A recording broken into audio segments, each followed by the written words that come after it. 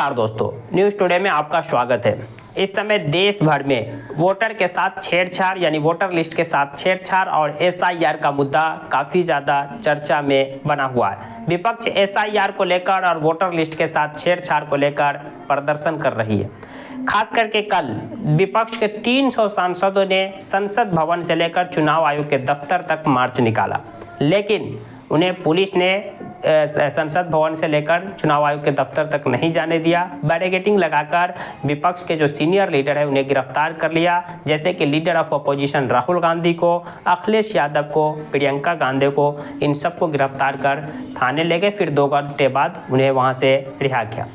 विपक्ष का जो मांग है उस पर चुनाव आयोग को जवाब देना चाहिए, चुनाव आयोग को संज्ञान लेना चाहिए। जैसा कि हम अपने इससे पहले भी एक वीडियो में बताया कि गुरुवार को राहुल गांधी ने तथ्यों के साथ चुनाव आयोग के सामने कुछ डेटा रखे, खास करके एक लोकसभा सीट के एक विधानसभा सीट का, कि यहाँ पर किस तरह से वोटों के साथ छेड़छाड़ हुई, एक्स्ट्रा वोट कैसे लाके ऐड कराए गए और कैसे वहाँ पर कांग्रेस के सांसद को हराया गया। इलेक्शन कमीशन ऑफ इंडिया को जांच बैठाना चाहिए और बताना चाहिए था कि राहुल गांधी ने जो दावा किया है इसमें कितनी सच्चाई है। इलेक्शन कमीशन ऑफ इंडिया ये कदम न उठाकर राहुल गांधी को कहते हैं कि आप शपथ पत्र पर ये सारी बातें मतलब कि दर्ज करके हमें दीजिए, ओथ के अंदर दीजिए, जो एक मतलब कि ये कहने का कोई सवाल ही नहीं बनता। अगर देश के ओपोजिशन की सबसे बड़ी पार्टी और उसके लीडर ऑफ अपोजिशन अगर वोटों में हेराफेरी या वोटर लिस्ट में किसी तरह से छेड़छाड़ को लेकर के तथ्यों के साथ अगर कोई बात रख रहा है, तो इलेक्शन कमीशन ऑफ इंडिया एक कॉन्स्टिट्यूशनल बॉडी है, उन्हें इन सवालों के जवाब देना चाहिए और इस पर जांच बैठाना चाहिए। ये जांच का विषय है कि कितनी इस बात में सच्चाई है, राहुल गांधी ने जो तथ्य दिया है वो कितना फैक्ट करेक्ट है, करेक्ट नहीं है, इस पर इलेक्शन कमीशन ऑफ इंडिया को स्पष्टीकरण देना चाहिए। लेकिन इलेक्शन कमीशन ऑफ इंडिया इस पर स्पष्टीकरण देने के बजाय कुछ और कह रही है। और इतना ही नहीं, इस समय जो खास करके बिहार और देश भर में एसआईआर का मुद्दा काफ़ी चर्चा में है। जैसा कि आप जानते होंगे, एसआईआर जैसे जो मुहिम है वो सबसे पहले अभी बिहार में शुरू किया गया। इस 1 महीने के अंदर बिहार में एक स्पेशल इंसेंटिव रिवीजन किया गया और इस स्पेशल इंसेंटिव रिवीजन में लगभग 65 लाख लोगों के नाम हटा दिए वोटर लिस्ट से। अब इस पर ही घमासान मचा हुआ है। सुप्रीम कोर्ट भी चुनाव आयोग से पूछ रही है कि आप हमें बताइए कि जिन 65 लोगों के नाम आपने हटाए वो 65 लाख लोग कौन हैं। जनता भी और खास करके अपोजिशन पार्टी जानना चाहती है कि जिन 65 लाख लोगों के नाम आपने एसआईआर की प्रक्रिया से बाहर कर दिया वोटर लिस्ट से, तो वो 65 लाख लोगों के नाम, नंबर और उनका क्यों बाहर हुआ आप जारी कर दीजिए। पता लग जाएगा, दूध का दूध और पानी का पानी हो जाएगा कि ये जो एसआईआर का प्रोसेस कितना सही था। जिस एसआईआर के प्रोसेस को लेकर के सरकार मतलब गुणगान गा रही है कि एसआईआर का प्रोसेस हर जगह होना चाहिए, करना चाहिए, वोटर के शुद्धिकरण की प्रक्रिया है, तो विपक्ष तो वही करे, ठीक है आपने एसआईआर करा लिया। हमने विरोध भी किया कि 1 महीना में इतनी फास्ट प्रोसेस, जहां आधी आबादी कहने का मतलब गरीबी का शिकार या फिर यूँ कह सकते हैं कि गरीबी रेखा से नीचे जी रही है, या यहाँ के मैक्सिमम युवा पलायन करके बाहर रह रहे हैं, लोगों के पास डॉक्यूमेंट वगैरह किसी एक जगह रखने की कोई फैसिलिटीज नहीं होती है, वहाँ पर आप इस तरह से 1 महीने के अंदर एसआईआर का प्रोसेस शुरू करते हैं। तो इसको लेकर के विपक्ष तो पहले विरोध किए ही थे। अब जब एसआईआर हो गया, वोटर लिस्ट में आ गया, 65 लाख लोगों के नाम काट दिए गए हैं, तो विपक्ष पूछ रहा है कि वो जो 65 लाख लोगों के आपने नाम काट के हटाए हैं वो 65 लाख कौन है, उनका नाम नंबर जारी करिए, क्यों काट दिए वो बताइए, इनके एड्रेस जारी किए ताकि हम भी पता करें कि जिन लोगों के नाम कटे वाकई में वो बांग्लादेशी थे या नेपाली थे, या फिर वाकई में उनकी मृत्यु हो गई है, या फिर कोई जिंदा ही है उनका नाम आप हटा दिए मृत्यु करके।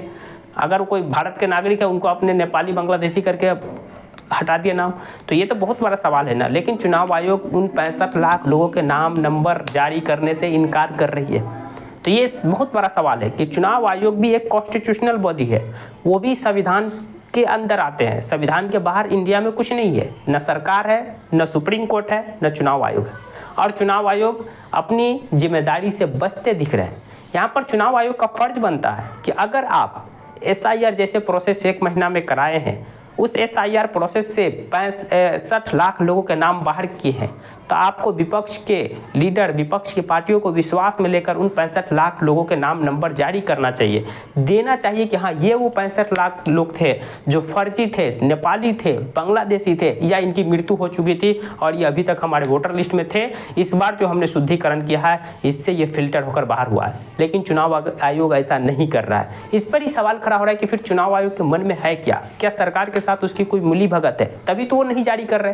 नहीं तो गर्व से चुनाव आयोग को ये बात सामने लाके बताना चाहिए था कि जिस एसआईआर का विपक्ष विरोध कर रहा था, इसी एसआईआर के कारण 65 लाख फर्जी लोग बाहर किए गए हैं। ये है वो फर्जी लाख लोग और इनका लिस्ट जारी कर देते। लेकिन बात यहाँ ये है कि जिन 65 लाख लोगों को बाहर किया गया, इनमें से जिनको मृत्यु करके बाहर किया गया होगा वो भी जिंदा होंगे, जिनको नेपाली कह के बाहर किया गया होगा जिनका नाम, वो इंडिया के नागरिक होंगे, उनके पास डॉक्यूमेंट होगा। क्योंकि इस एसआईआर के प्रोसेस में आपने कई वीडियोज़ में कई जगह से ऐसे न्यूज़ आए थे, आपने देखा होगा कि बीएलओ खुद साइन करके फॉर्म भर के जमा कर दे रहे हैं।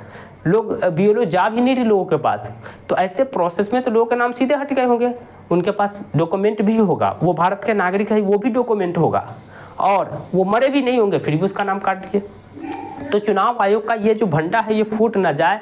ये जो बबल बना है गुब्बारा की 65 लाख लोग फर्जी थे जिसे हमने एसआईआर के थ्रू बाहर कर दिया, ये फर्जी वोटर थे, नेपाली थे, बांग्लादेशी थे, मृत्यु हो गए थे, वो सब जुड़े हुए थे, तो वो बबल फट जाएगा। क्योंकि जैसे नाम नंबर जारी होंगे, जैसे उनके बायोडेटा बाहर आएंगे तो पता लग जाएगा कि कितने इसमें से मृत्यु है, वो सब आ जाएंगे सामने, भाई हम तो जिंदे हैं, कैसे आपने मरा हुआ साबित कर दिया। और जिन लोगों को बांग्लादेशी और नेपाली कह के बाहर किए होंगे वो भी अपने कागज लेके आ जाएंगे कि भाई मेरे पास देखिए इंडिया का हम नागरिक है, मेरे पास वो डॉक्यूमेंट है कि मैं साबित कर सकता हूं कि मैं इंडिया का नागरिक हूं, मैं नेपाली और बांग्लादेशी हूं। तो चुनाव आयोग का ये चेहरा बाहर ना आ जाए, सरकार के साथ जो मिली भगत का उन पर आरोप लग रहा है, ये आरोप और मजबूत ना हो जाए। यही वो कारण है कि चुनाव आयोग इन 65 लाख लोगों के नाम और नंबर जारी करने से बच रही है। और विपक्ष इसी को मुद्दा बना करके सुप्रीम कोर्ट में भी एडीआर जो है वो सुप्रीम कोर्ट गया हुआ, सुप्रीम कोर्ट से कह रहा है कि आप इनसे मांगिए नाम नंबर और बताइए कि कौन 65 लाख लोग हैं, बताएं कि जिन 65 लाख लोगों को नाम बाहर किए वो है कौन, ताकि हमें भी तो पता चले कि बिहार के अंदर कौन फर्जी वोट 65 लाख थे, कहाँ से नेपाली बांग्लादेशी आ गए थे। लेकिन चुनाव आयोग अब तक ये नहीं कर रहा है। चुनाव आयोग विपक्ष के सबसे बड़े नेता, leader of opposition Rahul Gandhi ने जो आरोप लगाया है, इस पर भी इसका जवाब देने की बजाय कुछ और ही चुनाव आयोग कह रहा है। तो ये इस समय देश के लोकतंत्र के लिए बड़ा सवाल है, क्योंकि चुनाव आयोग को इसीलिए बनाया गया है कि चुनाव की प्रक्रिया शुद्ध तरीके से हो। अगर चुनाव आयोग भी अपने प्रोसेस को पारदर्शी नहीं रखेंगे, जितने भी विपक्ष के पार्टियां हैं या सत्ता पक्ष की पार्टियों को विश्वास में नहीं लेंगे, उन्हें बताएंगे नहीं कि ये प्रोसेस कैसे ट्रांसपेरेंट है, तो ये देश के लोकतंत्र के लिए एक बड़ा खतरा है। फिर ये देश का लोकतंत्र मतलब कहाँ रह जाएगा, अगर जब विपक्ष की पार्टियों के सवाल का जवाब ही चुनाव आयोग नहीं देंगे, जो चुनाव कराने की सबसे बड़ी बॉडी है।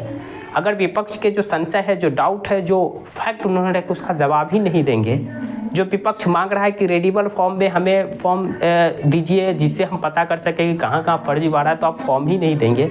और इससे भी दिलचस्प बात यह है कि 1 अगस्त को चुनाव आयोग ने जो नया वोटर लिस्ट जारी किया था, उसको अगर डाउनलोड करके देखते तो वो पढ़ा जा सकता था, या उनको यानी ओरिजिनल फॉर्म था। और जब ये विवाद ज़्यादा बढ़ा तो 7-8 दिन बाद जीरोक्स कॉपी जमा कर दिया, जिससे आप टैक्स करके नाम का पता उता नहीं लगा सकते। यानी कि चुनाव आयोग प्रोसेस को ईजी करने की जगह टफ करते नजर आ रहे हैं, ताकि लोग उसको मतलब जांच न कर सके, पता न कर सके, पहचान नहीं सके। अजीब हाल है। ये देश लोकतांत्रिक है, यहाँ पर चुनाव आयोग भी संविधान से बंधे हुए हैं, संविधान के अंदर है। चुनाव आयोग भी संविधान के बाहर नहीं है, चाहे सरकार हो, चुनाव आयोग, सुप्रीम कोर्ट, हर किसी को संवैधानिक अंदर, संविधान के अंदर रह कर के सवालों के जवाब देना होता है और देना पड़ेगा। यहाँ पर लीडर ऑफ ऑपोजिशन जो सवाल खड़े कर रहे हैं, इस सवाल का जवाब भी चुनाव आयोग को देना चाहिए और देना पड़ेगा। बाकी चुनाव आयोग पर उठ रहे इस समय सवाल और वोटर में फर्जीवाड़ा, एसआईआर को लेकर आपकी क्या राय है, कमेंट बॉक्स खुला है, कमेंट कर सकते हैं। जानकारी पसंद आई तो प्लीज़ वीडियो को लाइक कर दीजिए, चैनल को सब्सक्राइब कर दीजिए। Thank you for watching.